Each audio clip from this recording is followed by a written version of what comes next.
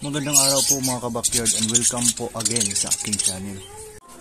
So ang topic natin for today mga kabakyard is paano gamutin yung bulutong o yung tinatawag nila na scalemite.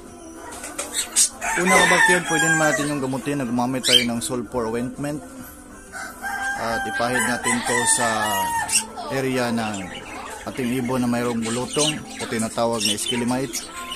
Pero pag nasa parte na po ng mukha kabakyard o di kaya sa may ilong, delikado po yun, baka malason po yung ating ibon.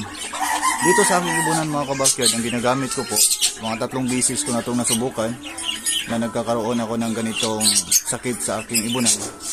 Ang ginagamit ko po na practice mga kabakyard is petroleum jelly. So kung saan po yung parte na mayroong bulutong ang aking alagang ibon, doon ko po papahiran. Samahan nyo ako mga kabakyard, ipapakita ko sa inyo kung paano ko i-treat yung alaga kong ibon sa kanyang bulutong. So mga kabakyard, dito na yung alaga kong ibon na mayroong bulutong sa paa. So ang pag-apply ko po ng petroleum jelly mga kabakyard, 6 to 7 days ko po siyang ilalagay sa kanyang paa.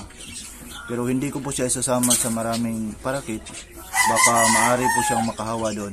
Bago ko siya ibalik sa colony cage ko, tingnan ko muna kung mabuti na yung lagay niya, wala na siyang bulutong sa paa. So mga kabakyard, napakita ko sa inyo kung paano ko i-apply sa aking alagang parakit ang petroleum jelly.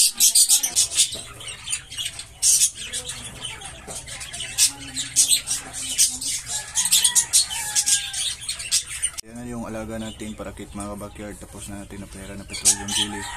Ilagay natin siya sa single cage. So thank you for watching mga kabakyard. Don't forget to like, share, and subscribe para lagi kayo updated sa mga videos ko na ilalabas.